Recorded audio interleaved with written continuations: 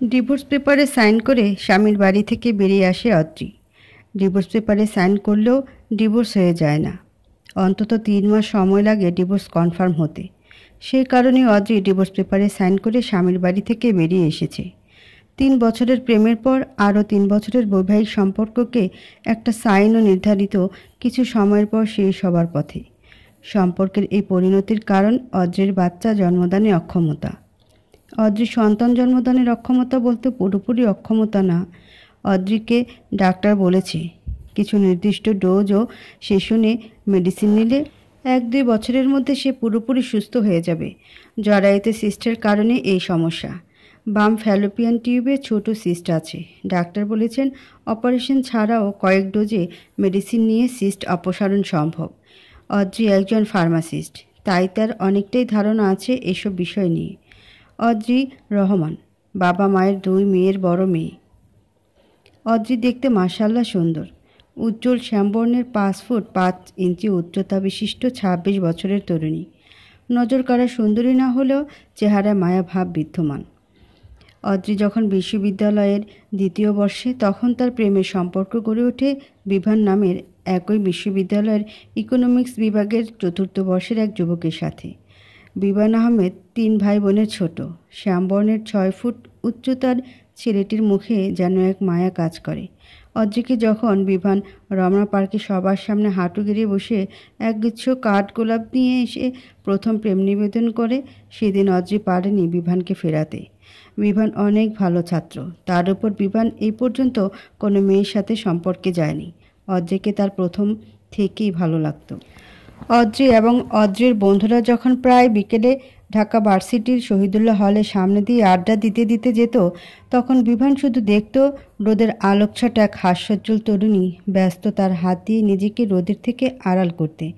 1 বছর আস্তে আস্তে মনের সুপ্ত অনুভূতিকে এক প্রশান্ত ভালোবাসার রূপ দিয়ে এরপর এক মহেন্দ্রক্ষণ বেছে নিয়ে অদ্রিকে নিজের মনের কথা জানায়। এমন না যে অদ্রি বুঝতো না বিভানের চাহনি। অদ্রি তখন প্রায় সময় বন্ধুদের নিয়ে শহীদুল্লাহ হলের সামনে দিয়ে যেত শুধুমাত্র বিভানকে দেখতে। কারণ বিভান প্রায় বিকেলে শহীদুল্লাহ হলের পুকুর পাড়ে বন্ধুদের সাথে বসে থাকত। প্রেম নিবেদনের পর যখন ওদের ভালোবাসার 3 বছর পূর্ণ হয়, তখন তারা বিবাহ বন্ধনে আবদ্ধ হওয়ার সিদ্ধান্ত নেয়। বিভানের বড় ভাবি এই বিয়ের বিপক্ষে ছিল, কারণ বিভানের ভাবির ছোট বোন বিভানকে পছন্দ করত। বিভানের ভাবি এমনিতে বিভানকে সহ্য করতে পারত না, কারণ সম্পত্তি বিভানের বাবা 3 ভাই বোনকে লিখে দিয়ে মারা গেছেন। তখন মাত্র বিভানের বড় ভাই নতুন বিয়ে করেছে। বিভান তখন ছাত্র অবস্থায় থাকায় কোনো ইনকাম করতে পারত না। বড় ভাইয়ের টাকায় বিভান চলত, যা বিভানের ভাবির কোনো কালেও পছন্দ ছিল না। এরপর যখন বিভান বিসিএস পরীক্ষাতে উত্তীর্ণ হয়, তখন বড় ভাবির ছোট বোন বিভানকে বিয়ে করার জন্য পাগল প্রায় হয়ে যায়। সারা দিন বোনের বাড়ি এসে পড়ে থাকত বিভানের ভাবির ছোট বোন শিমু। বিভানের ভাবি ও তার ছোট বোন উঠে পড়ে লাগে বিভানের মাকে বোঝাতে যে বিভানের জন্য শিমুর থেকে ভালো মেয়ে আর পাওয়া যাবে না। কিন্তু এত কিছু করেও বিভানের মাকে তারা 2 বোন টলাতে পারেনি। বিভানের মা জানে তার বড় ছেলের বউ কেমন, তাই ছোট ছেলের জন্য সেই পরিবার থেকে মেয়ে আনতে চায়নি। তাছাড়া বিভান নিজেও শিমুকে পছন্দ করে না। শিমু অনেকটাই গায়ে পড়া স্বভাবের মেয়ে। শিমু তখনও পর্যন্ত অনেকগুলো প্রেম করেছে টাকাওয়ালা বড়লোকের ছেলেদের সাথে। রুমালের মতো বয়ফ্রেন্ড পাল্টায় শিমু। শিমু দেখতে ফর্সা ও সুশ্রী হওয়ায় যেন তার অহংকার আকাশচুম্বী। বিভান বড় ভাবির কথা অগ্রাহ্য করে অদ্রিকে মায়ের অনুমতিতে নিজের বউ করে বাড়িতে নিয়ে তোলে। অদ্রির সাথে বিভানের বিয়ে হবার ঠিক 3 দিনের মাথায় বড় ভাবি রিমু নিজের ছেলেকে নিয়ে তার বাপের বাড়ি চলে যায়। 1 মাস হয়ে যায়, তাও যখন বাড়ির বড় বউ বাড়ি ফেরে না, তখন বিভানের মা চিন্তায় পড়ে যায়। বিভানের মা বড় ছেলেকে এই বিষয়ে জিজ্ঞাসা করলে বড় ছেলে অতি সন্তর্পণে তা এড়িয়ে যায়। পরে একদিন শাশুড়ি নিজে যায় বড় ছেলের বউকে ফিরিয়ে আনতে, কিন্তু বড় ছেলের বউ সেদিন শাশুড়িকে ফিরিয়ে দেয় একসাথে থাকবে না বলে। তবে আরও 15 দিন পর স্বামীর কথায় শ্বশুরবাড়ি ফিরে আসে রিমু, মুখের ভাবসাব কালো করে। অদ্রি নিজের রুমে বসে একটা সংসার ভেঙে যাওয়া দেখে। অদ্রি বা কী করবে? বিভান ও তার শাশুড়ির যেখানে শিমুকে পছন্দ না, তাহলে কিভাবে করবে শিমুকে এই বাড়ির বউ? বড় ভাই ভাবি ও তাদের 3 বছরের ছোট ছেলেকে নিয়ে যেদিন নিজেদের জিনিসপত্র নিয়ে বাড়ি থেকে বের হয়ে যায় অন্যত্র নীড় খোঁজার জন্য, সেদিন অদ্রি দেখেছিল এক মায়ের আর্তনাদ, যে আর্তনাদ রুহ কাঁপিয়ে দেওয়ার ক্ষমতা রাখে। সেদিন শাশুড়িকে সান্ত্বনা দেওয়ার ভাষা অদ্রি খুঁজে পায়নি। অদ্রির বিয়ের পর থেকে বিভানের বড় ভাইয়ের স্ত্রী রিমু যেন তাকে সহ্য করতে পারে না। বিয়ের পরের দিন বড় ভাবি রিমু অদ্রিকে নিয়ে ঘর ভর্তি মেহমানের সামনে নিজের বোন শিমুর গায়ের রঙের সাথে তুলনা দিয়ে অপমান করেছে। সেদিন অদ্রির প্রথমবার মনে হয়েছিল গায়ের রং ময়লা হওয়া পাপ। অদ্রি যেদিন বড় ভাবির মুখের ওপর একটুও শব্দ করেনি, নতুন বউ কিনা সে। বিয়ের পরপর যে 3 দিন বাড়ির 2 ছেলের বউ একই বাড়িতে ছিল, সেই 3 দিন অদ্রি যেন নিজেকে প্রতিনিয়ত ছোট হতে দেখেছে। দিন শেষে অদ্রির অভিযোগের পালা খুলে বসত বিভানের সামনে। বিভান বুঝত তার প্রিয়তমা স্ত্রীর কষ্ট, তবুও বড় ভাই ও ভাবিকে কিছু বলতো না, কারণ তারা এটাকে ভালোভাবে নিবে না। স্ত্রীকে বুকে জড়িয়ে নিয়ে সান্ত্বনাটুকুই শুধু দিতে পারত, আর চেষ্টা করত নিজের ভালোবাসা দিয়ে অদ্রির দুঃখ মোচন করতে। তাছাড়া বিভানের মা নিজে এসে বিভান ও অদ্রিকে বলেছে কিছুটা মানিয়ে নিতে। উনি তার বড় ছেলেকে নিজের থেকে দূর করতে চান না। কোনো মাই চায় না তার প্রথম সন্তান তার থেকে দূরে থাক। অদ্রি বুঝতে পারত তার শাশুড়ির কষ্ট, তার শাশুড়ি ও স্বামীর মুখের দিকে তাকিয়ে বড়ভাবে সমস্ত লাঞ্ছনা মেনে নিত। তবে মনে যদি থাকে কলুষতা, তাহলে কি সংসার জমে? ঠিক ভেঙে গেল এক মায়ের সংসার।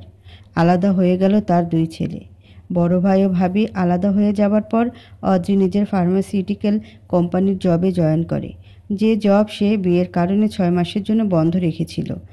বিভান ও তার মা অদ্রিকে চাকরি করতে মানা করেনি। তারা দুজনেই মেয়েদের নিজ পায়ে দাঁড়ানোটাকে বিশ্বাস করে। অদ্রি জবে জয়েন করেছে এই কথাটা শোনার পর শিমু যেন হাতে চাঁদ পাওয়ার অবস্থা। রিমুর সাথে সলা পরামর্শ করে শিমু বোনের শাশুড়ির কাছে এসে বোনের গুণগান ও বোনের অসহায়ত্ব এসব নিয়ে বলা শুরু করে। অদ্রির শাশুড়ি শিমুর কথাকে পাত্তা দিত না প্রথমে। এভাবে কেটে যায় অদ্রি বিভানের বিয়ের 1 বছরের বেশি কিছু সময়। ভালোই চলছে বিভান ও তার মাকে নিয়ে অদ্রির সংসার। সকাল সকাল ফজরের সময় ঘুম থেকে উঠে অদ্রি রান্না বান্নার কাজ করে। সকালে নাস্তা বানিয়ে দুপুরের জন্য তরকারি রান্না করে অফিসের জন্য বের হয়ে যেত সকাল 7টা নাগাদ। বাড়ির অন্যান্য কাজের জন্য একজন ত্রিশর্ধ ছুটা বউ আছে। শাশুড়ি যাতে কোনো সমস্যা না হয় সব দিকে খেয়াল রাখে অদ্রি। শাশুড়িও অদ্রিকে মেয়ের মতো দেখে। অদ্রি অফিসে যাবার পর প্রায় মাঝে মাঝে সকাল 10টা নাগাদ শিমু আসতো অদ্রির শাশুড়ির কান ভাঙাতে। যখন শিমু দেখল যে সে সফল হচ্ছে না, তখন সে চালে তার মোক্ষম চাল। অদ্রি ও বিভানের বিয়ের তখন 1.5 বছর চলে। তখন শিমু অদ্রির শাশুড়ির কানে তোলে, অদ্রির বাচ্চা হয় না কেন সেটা। অদ্রির শাশুড়ি শিমুকে বলেছিল বাচ্চা নেওয়া তার ছেলে ও ছেলের বউয়ের বিষয়, এবং সে এসব বিষয়ে তাদের কিছু বলতে চায় না। এসব শোনার পরেও কি শিমু চুপ করে থাকে? না, শিমু এবার অদ্রির শাশুড়ির কানে ভরতে থাকে যে অদ্রির হয়তো কোনো সমস্যা আছে। অদ্রির শাশুড়ি প্রথমে এটাতে পাত্তা না দিলেও অনবরত শিমুর কান ভাঙানিতে প্রলুব্ধ হয়ে একদিন অদ্রিকে বলেই ফেলে বাচ্চার কথা। শাশুড়ির এহেন কথায় অদ্রি প্রথমে চমকে গেলেও পরে নিজেরও কেমন যেন লাগতে থাকে, তাই নিজেই যায় তার পরিচিত ডাক্তারের কাছে। ফার্মাসিস্ট হওয়ায় অনেক ডাক্তারের সাথে চেনা জানা আছে তার। ডাক্তারের সাথে অ্যাপয়েন্টমেন্টের জন্য ওয়েটিং রুমে বসে আছে অদ্রি। অদ্রির সারা শরীর মৃদু কম্পনে কম্পিত হচ্ছে বারংবার। ডাক্তারের কাছে চেক আপ করাতে এসেছে বাড়ির সবাইকে এ বিষয়ে অজ্ঞাত রেখে। অদ্রি নিজের স্বামী বিভানকেও এ ব্যাপারে কিছু জানেনি, কারণ সে কখনো চায় না বিভানের থেকে দূরে যেতে। অদ্রি মনে মনে ভালো কিছু আশা করছে, আর এখন বাকিটা আল্লাহর ইচ্ছা। অদ্রি বাড়ির কাজের মহিলা রহিমার থেকে জানতে পেরেছিল যে বড় ভাবির ছোট বোন শিমু প্রায় এই বাড়িতে আসে, আর বিভানের মায়ের সাথে অনেকক্ষণ গল্প করে। শিমুর এই বাড়িতে আসা নিয়ে অদ্রির কোনো সমস্যা নেই, কারণ শিমু তার বোনের শ্বশুরবাড়ি এসেছে, যেমনটা তার বোন মাঝে মাঝে আসে বেড়াতে। শিমুর এখানে আসা যাওয়া আছে এই খবরটা অদ্রি প্রথম কয়েকদিন যাওয়ার পর জেনেছিল। অদ্রি কখনো পাত্তা দেয়নি এই ব্যাপারে, কারণ দিন শেষে তার শাশুড়ি তার সাথে অমায়িক আচরণ করত, একদম নিজের মেয়ের মতো। অদ্রির শাশুড়ি নিজের মেয়ে ও অদ্রিকেও অন্য চোখে দেখেনি, তবে ইদানিং উনি খুব অন্যরকম ব্যবহার করছেন অদ্রির সাথে। তিনি অদ্রির সাথে আগের মতো কথা বলেন না। শাশুড়ির এরকম বদলে যাওয়া দেখে অদ্রির মনে ক্ষীণ ভয়ের সৃষ্টি হয়েছে। এসব কল্পনা জল্পনার মাঝে পাশের সিটে বসে থাকা মেয়েটার দিকে নজর যায় অদ্রির। তার পাশের সিটে বসে আছে এক 7 মাসের প্রেগনেন্ট মেয়ে। মেয়ে বলছি, কারণ প্রেগনেন্ট মেয়েটির বয়স 17-র বেশি হবে না। এত কম বয়সে প্রেগনেন্সির কারণে মেয়েটির চেহারার বেহাল দশা। মনে হচ্ছে একটা হাড্ডিসার মেয়ে বসে আছে তার পাশে, শুধুমাত্র পেটটা খানিকটা উঁচু। মেয়েটার সাথে তার মা, স্বামী ও শাশুড়ি এসেছে, কিন্তু তাদের মধ্যে শুধুমাত্র মেয়েটার মায়ের চোখে মেয়েটাকে নিয়ে শঙ্কা, আর বাকি দুজনের তো অনাগত সন্তান নিয়ে চিন্তা। এসব দেখে মনে মনে দীর্ঘশ্বাস ফেলে অদ্রি। এমন সময় রিসেপশন থেকে অদ্রির নাম ডাকলে অদ্রি দুরু মনে ডাক্তারের চেম্বারে প্রবেশ করে। ডাক্তারের সামনে বসে অদ্রি কিছুটা নার্ভাস হয়ে পড়ে। ডাক্তার হয়তো বিষয়টা আন্দাজ করতে পারল, তাই ডাক্তার অদ্রিকে বলল, মিসেস অদ্রি, আপনি আপনার সমস্যা নির্দ্বিধায় আমাকে বলুন।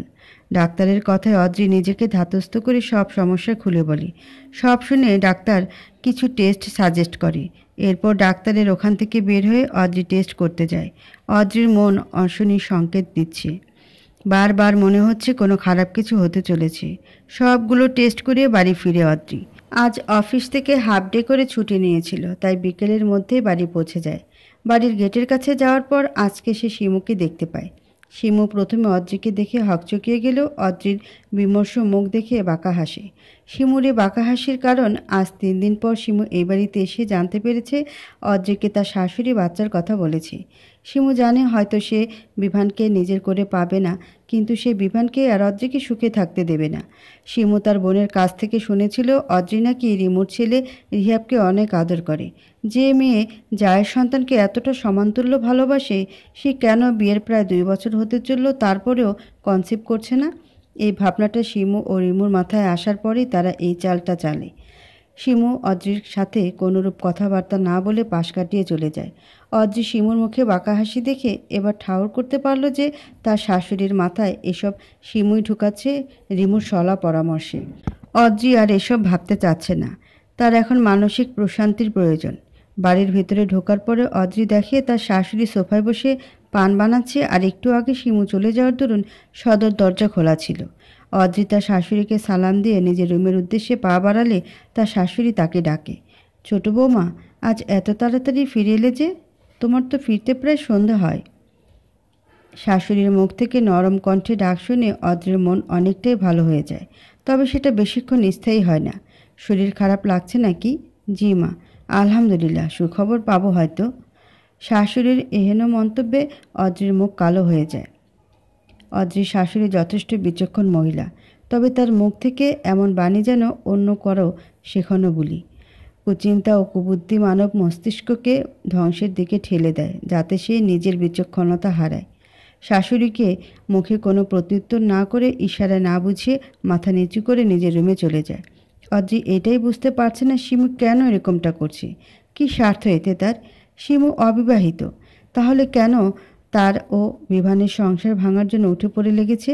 শিমু তো কোনো অবিবাহিত ছেলেকে বিয়ে করতে পারে, তাহলে কি এসব রিমু ভাবির কারসাজি? রিমু ভাবি কোশমিন কালেও তাকে সহ্য করতে পারত না। না, সে আর এসব নিতে পারছে না। কালকে রিপোর্ট দেখে সে সিদ্ধান্ত নিবে কি করবে। অদ্রি মাইন্ড ফ্রেশ করতে শাওয়ার নিয়ে আসরের নামাজটা আদায় করে অনেকক্ষণ বেলকনিতে বসে গ্রিলের ফাঁক দিয়ে বিস্তর রক্তিম অম্বরে সূর্যের বিলীন হওয়া দেখতে লাগে। মাগরিবে নামাজ পড়ার পরে অদ্রি ঘুম দেয়। তার শাশুড়ি নামাজের পরে অদ্রিকে নিয়ে চা খাবে বলে ডাকতে আসে, কিন্তু এসে অদ্রিকে ঘুমন্ত অবস্থায় দেখে আর ডাকে না। রাত 9টা নাগাদ বিভান বাড়ি ফেরে। মায়ের সাথে ড্রয়িং রুমেই দেখা হয়ে যায়, তবে প্রতিদিনকার মতো অদ্রিকে দেখতে পায় না। নিজেদের রুমে যেয়ে অদ্রিকে এলোমেলো হয়ে ঘুমোতে দেখে ঠোঁটে ফুটে উঠে সূক্ষ্ম হাসি। মেয়েটাকে এলোমেলো অবস্থায় তার কাছে বেশ লাগে। ওয়াশরুম থেকে ফ্রেশ হয়ে অদ্রিকে আলতো করে ডাক দেয়। বিভানের আদর মিশ্রিত ডাকে চোখ পিটপিট করে খোলে। এরপর উঠে বসে বলে, কখন এলে? সরি, আমি ঘুমিয়েছিলাম। অদ্রির কথায় বিভান আলতো হাসে। মেয়েটা খুব সরল। তার সরলতার কারণেই মা ও বউয়ের মাঝে এসে সম্প্রীতি বজায় রাখতে পারে। বিভান আশ্বস্ত ভঙ্গিতে বলে, তুমি সেই সকালে রান্নাবান্না করে অফিসে যাও। এরপর অফিসে সারাক্ষণ প্রোডাকশন ম্যানুফ্যাকচারের কাজগুলো সূক্ষ্মভাবে পর্যবেক্ষণ করো, যাতে বিন্দু পরিমাণও ভুল না হয়। একটু ভুল হাজার হাজার মানুষের প্রাণ সংশয়ের কারণ হয়ে দাঁড়াবে। তারপর বাড়ি ফিরে রাতের জন্য হালকা কিছু রান্না করো। আর আজ একদিন একটু ঘুমানোতে তোমাকে সরি ফিল করতে হবে না অদ্রি পাখি। অদ্রির মনে যেন শীতল হাওয়া বয়ে যায়। বিভান সব সময় কেয়ারিং। সেদিন রাতে ওরা তিনজন প্রতিদিনকার মতো একসাথে খাবার খেয়ে ঘুমিয়ে পড়ে। পরের দিন সকালে আবার সে প্রতিদিনকার মতো ব্যস্ত রুটিন। অদ্রির কোম্পানি কিছু নিউ ড্রাগ নিয়ে কাজ করছে। নিউ ড্রাগটা জার্মানিতে ইনভেন্ট হয়েছে। অনেক এক্সপেন্সিভ এই ড্রাগের ফর্মুলা। এই ড্রাগটা নিয়ে কাজ করার জন্য কিছু রিসার্চার ও প্রোডাকশনের অফিসার লাগবে। ড্রাগটা যেহেতু এক্সপেন্সিভ, তাই প্রোডাকশন অফিসাররা এগিয়ে আসতে ভয় পাচ্ছেন। বেলা 11টায় অদ্রির অফিসের ঠিকানায় হসপিটাল থেকে পার্সেল আসে। পিয়ন এসে যখন পার্সেলটা দিয়ে যায়, তখন অদ্রির হৃৎপিণ্ডের গতি যেন কয়েক গুণ বেড়ে গিয়েছে। কাঁপা কাঁপা হাতে পার্সেলটার ভেতর থেকে কালকের টেস্টের রিপোর্ট খোলার পর অদ্রির পুরো দুনিয়া যেন টলে উঠল। চোখে সব কিছু যেন ডুবন্ত প্রায় লাগছে। রিপোর্টে লেখা আছে, অদ্রির জরায়ুতে বাম ফ্যালোপিয়ান টিউবে সিস্ট আছে, তাই বেবি কনসিভ হচ্ছে না। তবে সঠিক চিকিৎসা নিলে সুস্থ হওয়া সম্ভব। এতটুকুন পড়ার পর রিপোর্টটা অদ্রির হাত থেকে নিচে পড়ে যায়।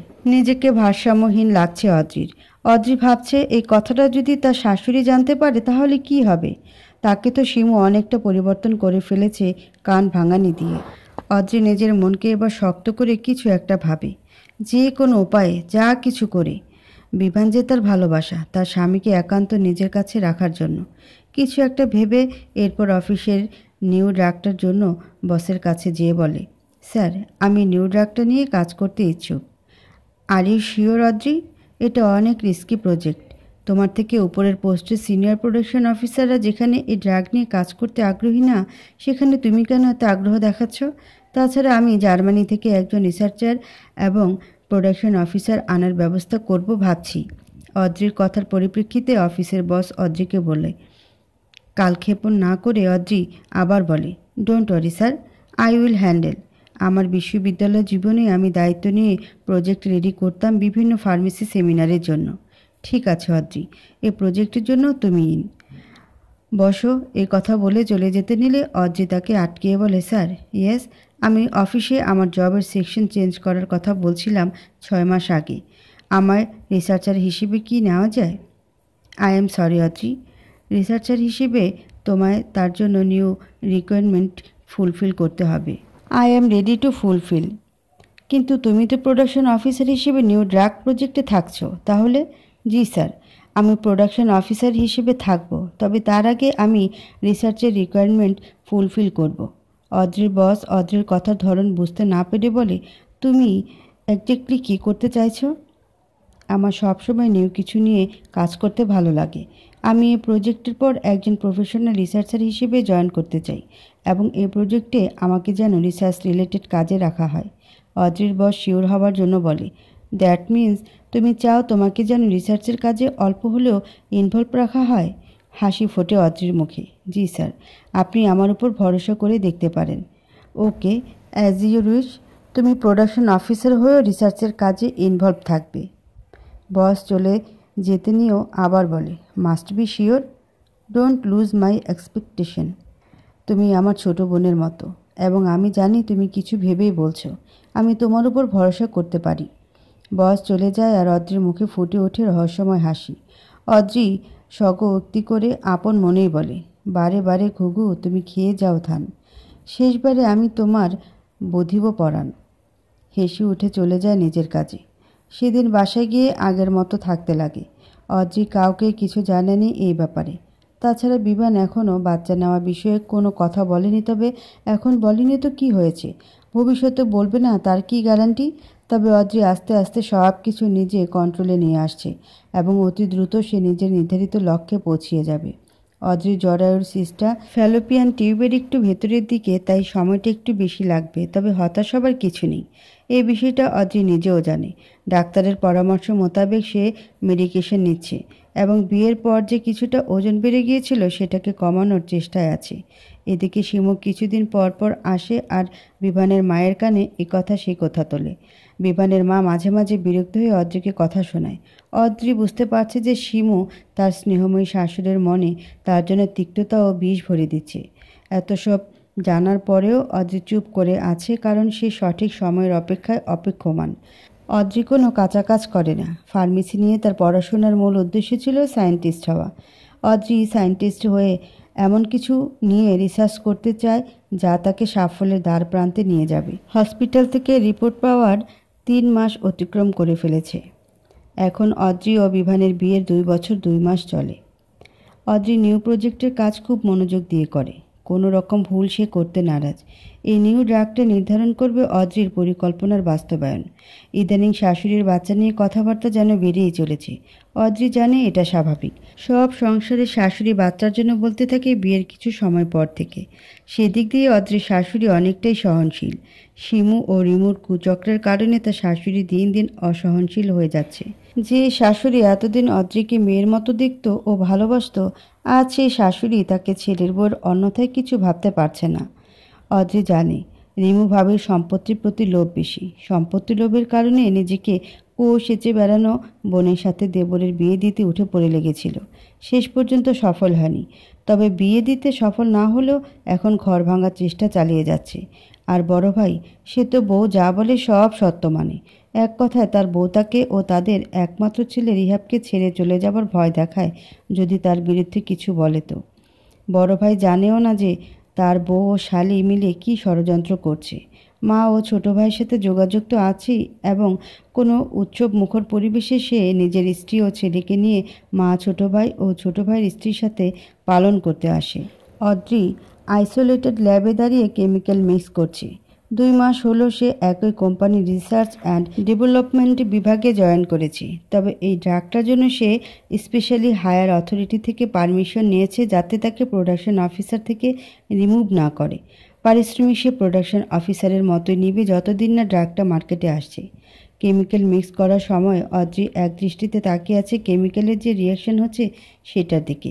অদ্রির চাহনি খুব শান্ত, যাকে বলে হিম শীতল দৃষ্টি। কিছু মানুষ ঠান্ডা মাথায় কাজ করে আর তারাই তাদের লক্ষ্যে বিনা বাধায় পৌঁছায়। সেই রকম মানুষের কাতারে অদ্রি নিজেও পড়ে।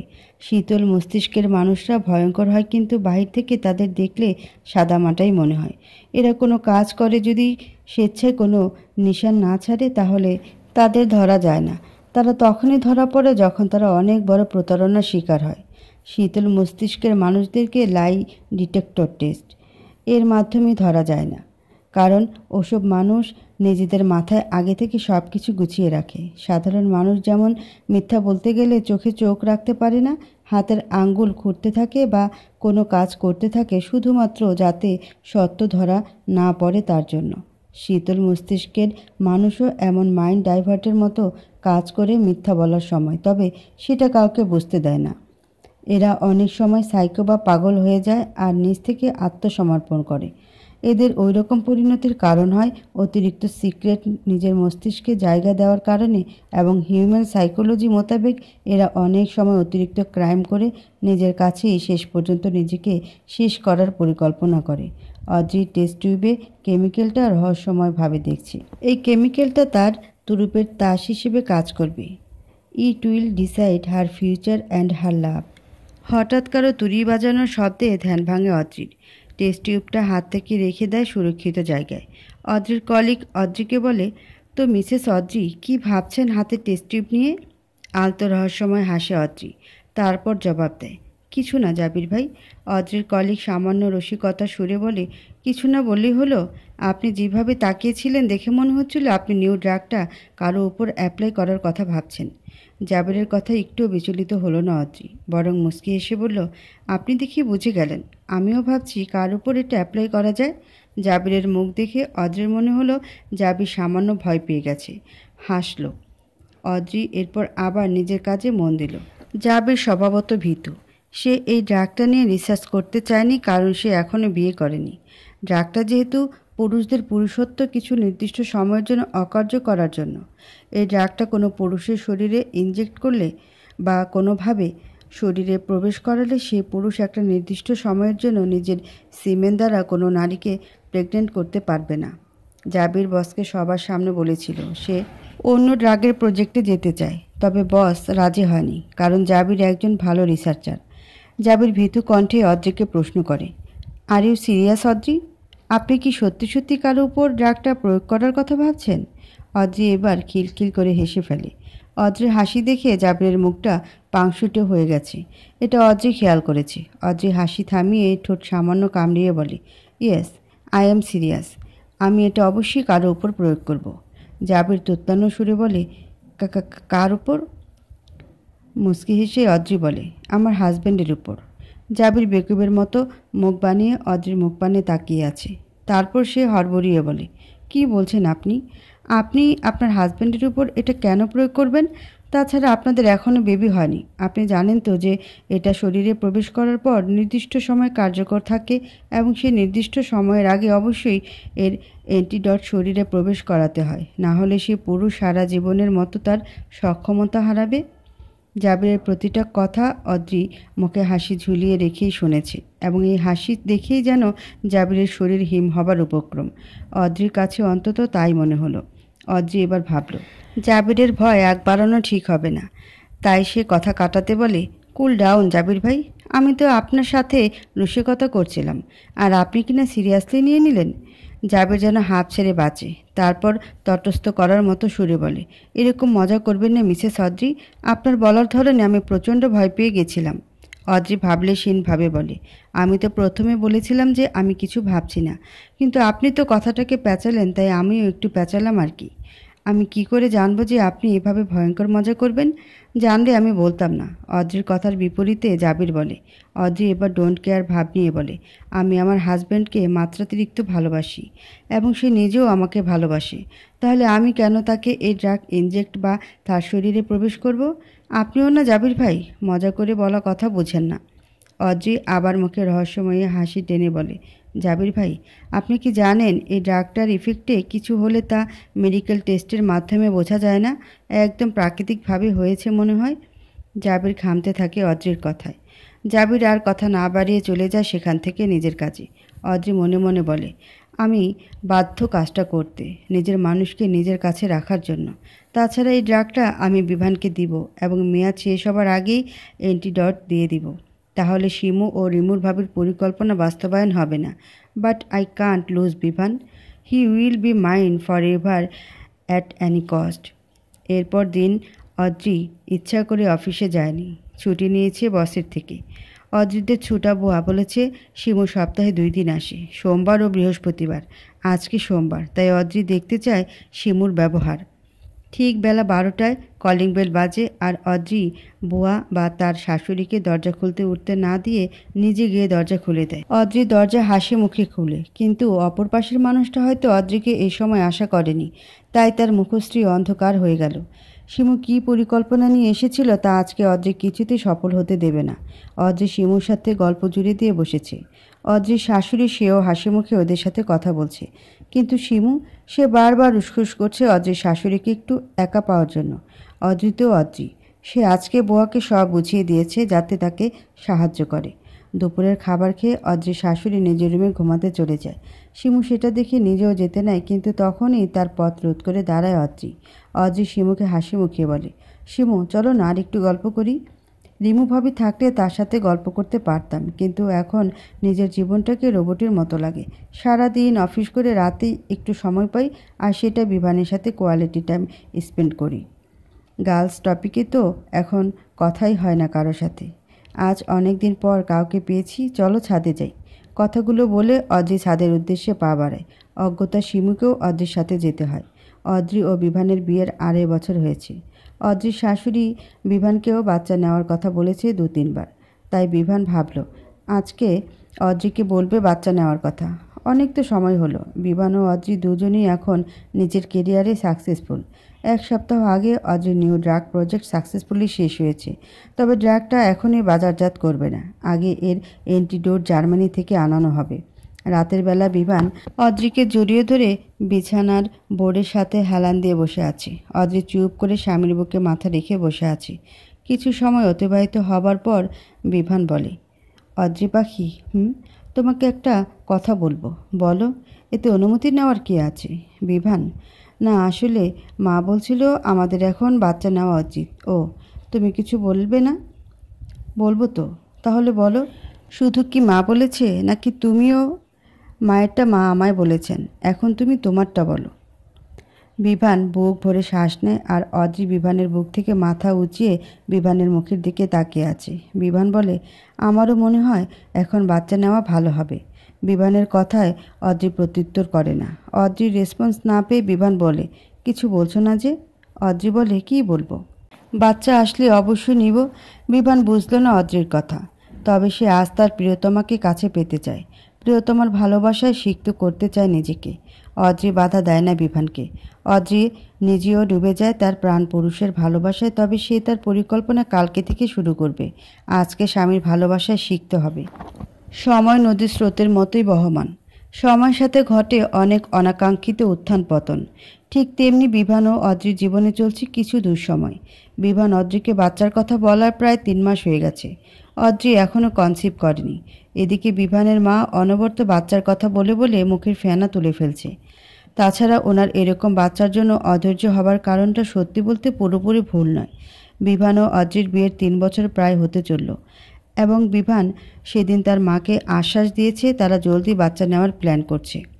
বিভানের মা একদিকে ছেলের কথায় আশায় আছে, আরেকদিকে শিমুর প্রতিনিয়ত উস্কানিমূলক পরামর্শ। অদ্রি আবার বাসায় 2 জায়গায় সিক্রেট ক্যামেরা ফিট করেছে, সাথে কিছু মাইক্রোচিপ। এই সিক্রেট ক্যামেরার রেকর্ডিং অদ্রি অফিস থেকে ফেরার পথে দেখে এবং বাসায় এসে বিভান না ফেরার আগ পর্যন্ত দেখে। সিক্রেট ক্যামেরা ড্রয়িং রুমে এবং বিভানের মায়ের রুমে লাগানো, আর মাইক্রোচিপ আরও কয়েকটা জায়গায় এক্সট্রা লাগানো আছে। এসবের বদৌলতে অদ্রি জানতে পারে বাড়িতে কি হচ্ছে। অদ্রি আবারও ডাক্তারের কাছে গেছে। চেক আপ করে ডাক্তার বলল, মিসেস অদ্রি, আপনি কিছুটা রিকভার করেছেন, তবে অনেক স্লোভাবে। সিস্টটা ক্রমশ ছোট হচ্ছে। আল্লাহ চাইলে আর 3 মাস পর কনসিভ করতে পারবেন যদি আপনারা কোনো প্রিকশন না নিন তবে। কিন্তু আমি বলবো আপনারা যখন এত সময় অপেক্ষা করেছেন তাহলে আরও কয়েক মাস অপেক্ষা করুন। জি ডক্টর, আমি অপেক্ষা করব। By the way Mrs Adri, আপনি আগেরবারও একা এসেছেন এবং এবারও একা আসলেন। আপনার হাজব্যান্ড কোথায়? অদ্রি ডাক্তারের কথায় থ মেরে যায়। কি জবাব দিবে সে তো বিভানকে জানায়নি এ ব্যাপারে কিছু। অদ্রির জবাব না পেয়ে ডক্টর আবার বলে, আপনার হাজব্যান্ডকে আমার এ বিষয়ে জানানো প্রয়োজন। হাজব্যান্ড বা বাড়ির কাউকে নেক্সট অ্যাপয়েন্টমেন্টে নিয়ে আসবেন। আমরা রোগীকে তার রোগ সম্পর্কিত অবগত করতে চাই না, কারণ এতে রোগী অনেকটাই মানসিকভাবে ভেঙে পড়ে। জি ডক্টর, পরের বার থেকে কাউকে সাথে করে নিয়ে আসব। ঠিক আছে, আর ওষুধগুলো ঠিকমতো খাবেন। অদ্রি ডাক্তারের চেম্বার থেকে বেরিয়ে আসে। অদ্রি নিজের মনে দীর্ঘশ্বাস লুকাতে ব্যস্ত, আর এদিকে কেউ একজন অদ্রিকে গাইনি বিভাগ থেকে বের হতে দেখে ফেলেছে, আর সে মানুষটা ভাগ্য করে রিমু। রিমু দ্বিতীয়বারের মতো প্রেগনেন্ট, তাই সে ডাক্তারের কাছে এসেছে চেক আপ করতে। রিমুর সাথে অবশ্য তার স্বামী বিভানের বড় ভাই ইভান এসেছে। ইভান একটা জরুরি কল আসার কারণে হসপিটালের ভেতরে ওয়েটিং রুমে রিমুকে ও রিহাবকে রেখে বাইরে গেছে। ইভান অদ্রিকে দেখেনি, এমনকি অদ্রি হসপিটাল থেকে বের হচ্ছে আর ইভান ভেতরে ঢুকছে, তারপরেও না অদ্রি খেয়াল করেছে আর না ইভান। রিমু অদ্রিকে যে ডাক্তারের চেম্বার থেকে বের হতে দেখেছে সে নিজেও সেই ডাক্তারের কাছে অ্যাপয়েন্টমেন্ট নিয়েছে। রিমু যেন হাতের পা দেখে ফেলেছে, সে এবার ধামাকা করবেই। রিমু জানে তার শাশুড়ি অদ্রির উপর নারাজ, আর 2 দিন আগে সে রিমুর দ্বিতীয়বার প্রেগনেন্সির কথা শুনে অনেক খুশি হয়েছেন এবং সেই সাথে রিমুর সাথে ফোনে কথা বলা অবস্থায় অদ্রিকে কিছু কটু কথা শুনিয়েছে। তাহলে এত বড় একটা সুযোগ তার হাতে এসেছে, সে কি সেটা ছেড়ে দেবে? অদ্রি বাড়িতে এসে ফ্রেশ হয়ে কিছুক্ষণ রেস্ট নেয়, তারপর রান্নাঘরে যায় দুপুরের খাবার বানাতে। অদ্রি আজকে অফিসে যায়নি, আসলে শরীর খারাপ, সাথে মন খারাপ, তাই আজ ছুটি নিয়েছে। ছুটি যেহেতু নিয়েছে তাই ডাক্তারের কাছ থেকেও চেক আপ করে আসলো। দুপুরে রান্না প্রায় শেষ। আজকে আবার ইভান ভাইয়া, রিমু ভাবি ও রিহাব আসবে। হঠাৎ কলিং বেলের শব্দে অদ্রি গ্যাস অফ করে দরজা খুলতে যায়। দরজা খুলে অপর পাশে ভাসুর, ভাসুরের বউ ও তাদের ছেলেকে দেখে অদ্রির মুখে হাসি ফুটে ওঠে। অদ্রি তাদের সালাম দিলে ইভান খুব হাসি মুখে সালামের জবাব দেয়, কিন্তু রিমু মুখ ভেঙচি দিয়ে বাড়ির ভেতরে ঢুকে যায়। অদ্রি রিমুর ব্যবহারকে পাত্তা না দিয়ে রিহাবকে হাতে ধরে নিয়ে বসার রুমে যায়। ইভান যেয়ে তার মাকে সালাম দেয়। অদ্রি ওদেরকে বসতে বলে শরবত আনতে যায়। অদ্রি শরবত এনে সোফার সামনে টেবিলে রাখলে তখনই রিহাব তার কাকিমণির কোলে চড়ে বসে। রিহাব মাত্র 5 বছরের। রিহাব দেখতে তার বাবার মতো হয়েছে। রিহাবকে অদ্রির কোলে যেতে দেখে হয়তো রিমুর ভালো লাগেনি, তাই সে বাঁকা চোখে অদ্রির দিকে তাকিয়ে আছে। অদ্রি এসব দিক ঠিকই লক্ষ্য করেছে। তাছাড়া রিমু এ বাড়িতে আসবে আর তার শাশুড়ির কান ভাঙাবে না, তা তো আর হয় না। দুপুরের একটু আগে বিভানও অফিস থেকে ছুটি নিয়ে চলে এসেছে। আজকে পুরো পরিবার একসাথে। বিভান এসে থেকে রিয়াবের সাথে খেলছে। ওদের দেখে মনে হচ্ছে না ওরা চাচা ভাতিজা, দেখে মনে হচ্ছে বাপ ছেলে। এসব দেখে অদ্রির মনে অনুশোচনা হলেও তার কিছু করার নেই, সে বাধ্য এসব করতে। অদ্রি কখনোই বিভানকে ছাড়তে পারবে না। আর ডাক্তার তো বলেছে সুস্থ হচ্ছে সে। প্রায় 9-10 মাস যাবৎ সে চিকিৎসা নিচ্ছে এবং অনেকটা ইমপ্রুভ হয়েছে। দুপুরের খাবারের পর্ব শেষ হবার পর রিমু এমন একটা কথা বলল যে সবাই স্তব্ধ হয়ে গেছে। রিমুর হাতে অদ্রির রিপোর্ট। অদ্রি সেটা দেখে অবাক, কারণ কোনো হসপিটাল অনুমতি ও প্রমাণ ব্যতীত কারো রিপোর্ট অন্য কাউকে দেয় না। তাহলে রিমু পেল কোথা থেকে? রিমু হয়তো অদ্রির হাবভাবে অবাক হওয়াটা বুঝতে পেরেছে, তাই রিমু বলে, আমি আজকে হসপিটালে যখন চেক আপ করাতে গেলাম তখন অদ্রিকে দেখলাম ডাক্তারের চেম্বার থেকে বের হলো। আর তাই ডাক্তার ও নার্সদের বাড়ির লোক বলার পরেও, অনেকবার তাদেরকে বলার পরে আমাকে রিপোর্ট দিল। আজকে যদি রিপোর্টটা হাতে না পেতাম তাহলে তো জানতেই পারতাম না যে অদ্রি মা হতে পারবে না। রিমুর কথায় বিভান নিষ্পলকভাবে অদ্রির দিকে তাকিয়ে আছে। বিভান জানে না আজকে কি ঘটতে চলেছে, তবে এটুকু বুঝতে পেরেছে আজকে তার বড় ভাবি কোনো ক্রমে ক্ষান্ত হবে না। বড় ভাবি আজকে কোমর বেঁধে নেমেছে অদ্রিকে অপমান করে কষ্ট দিতে। তাছাড়া বিভানের মা, সে তো তার ছোট ছেলের ঘরে নাতি নাতনি দেখার জন্যে উদগ্রীব হয়ে আছে। মাকে কিভাবে বোঝাবে বিভান? সে তো নিজেকে সামলাতে পারছে না। বিভান সেদিন অদ্রিকে বাচ্চা নেওয়ার কথা বলেছিল তার মায়ের কথায়, না হলে অদ্রিকে সে বাচ্চার কথা বলতো কি না তা সে জানে না। বিভান বাচ্চা নিতে চায় না, বিষয়টা এমন না। বিভান বাচ্চা নিতে চায়, তবে ভয় হয় দুই ধরনের। প্রথম ভয়, বিভান স্বচক্ষে দেখেছে তার বড় ভাবিকে। তার বড় ভাবি রিহাবের জন্মের পর থেকে কেমন যেন বদলে যেতে শুরু করেছিল। বড় ভাবি রিমু রিহাবের জন্মের আগে মায়ের সাথে সাহায্য করত, মাকে অনেকটাই মেনে চলতো, তবে রিহাবের জন্মের পর থেকে যেন মাকে মানতেই চায় না। এমনকি বড় ভাইকেও সবসময় চুপ করিয়ে রাখে। সারা জীবন তার মা 3 ছেলে মেয়েকে আদর ও আদব দিয়ে মানুষ করেছে, কখনো যেন কারো সাথে অন্যায় না করে। কিন্তু সে নিজে কি পেল? শেষ বয়সে এসে বড় ছেলের বউয়ের অবহেলা। অদ্রি কখনো মায়ের মুখের উপর কিছু বলেনি, কারণ অদ্রিকে বিভান বিয়ের আগেই বলে দিয়েছে যেন তার মাকে তার বড় ভাবির যেমনটা ট্রিট করে সে যেন এরকমটা না করে। অদ্রি ওই সময় বলেছিল, তোমার মা মানে আমারও মা, আমি কেন তাকে অন্য চোখে দেখব? তাকে আমি আমার মায়ের মতোই ভালোবাসবো, যদি সে আমাকে মেয়ে ভাবতে পারে। বিভান সেদিন হেসেছিল তৃপ্তির হাসি। হ্যাঁ, সে পেরেছে একটা সঠিক মেয়েকে নিজের জীবন সঙ্গিনী বেছে নিতে। দ্বিতীয় ভয়, অনেকের প্রেগনেন্সিতে কমপ্লিকেশন থাকে। যদি অদ্রিরও কমপ্লিকেশন হয় তো? ওই সময় যদি মা ও বাচ্চাকে যে কোনো একজনকে বেছে নিতে বলে তাহলে বিভান কি করবে? আর আজ যখন বিভান জানতে পারল অদ্রির মা হতে পারবে না, তখন সে কি করবে? বিভান জানে তার মা ইদানিং কয়েক মাস যাবৎ অদ্রিকে বাচ্চা নেওয়া নিয়ে অনেক কথা বলেছে। অদ্রি তাও তার মায়ের উপর একটা কথাও বলেনি। বিভান বুঝতে পারত অদ্রির মন খারাপ, কিন্তু সে কি করবে? তাও অদ্রির মন ভালো করার জন্য যা লাগে তাই করত। হঠাৎ আবার রিমু ভাবির কথায় নীরবতার পতন ঘটে। রিমু ভাবি বলে, একটা বাজা মেয়েকে আমাদের বিভানের গলায় ঝুলিয়ে দিয়েছে এই মেয়ের পরিবার। ইভান এতক্ষণ যাবৎ তার স্ত্রীকে ইশারাতে থামাতে বলছিল, কিন্তু এখন মা, ছোট ভাই ও ভাইয়ের বউয়ের মুখের দিকে তাকিয়ে রিমুকে একটা ধমক দেয়। চুপ করো রিমু, তোমাকে কতক্ষণ যাবৎ বোঝাচ্ছিলাম যে এগুলো বলো না, কিন্তু তুমি তাও বলে যাচ্ছ। কেন? আমি চুপ করব কেন? এই মেয়েটা মা হতে পারবে না তো এটা কি আমার দোষ? এই মেয়েটার জন্য আমার বোনেরকে মুখের উপর অপমান করেছে বিভান। এই মেয়েটা থেকে আমার বোন কোন অংশে কম? ইভান যেন রিমুর কথায় কোনো তালগোল পাচ্ছে না, তাই বলে, এখানে তোমার বোন কেন আসছে? রিমু, আমরা সবাই জানি বিভান অদ্রিকে বিয়ের 3 বছর আগে থেকে ভালোবাসতো, আর তখনও তোমার সাথে আমার বিয়ে হয়নি, আর না তোমাকে বা তোমার বোনকে আমরা 2 ভাই চিনতাম। রিমু হয়তো খেপে যায়, তাই ইভানকে বলে, ওহো, এখন তুমিও এই মেয়েটার পক্ষ নিবে? তোমার মা ভাই কি কম ছিল যে এখন তুমিও? ইভান বুঝতে পারছে না রিমুকে সে কীভাবে বলে বোঝাবে। এর মধ্যেই তাদের মা বলে ওঠে,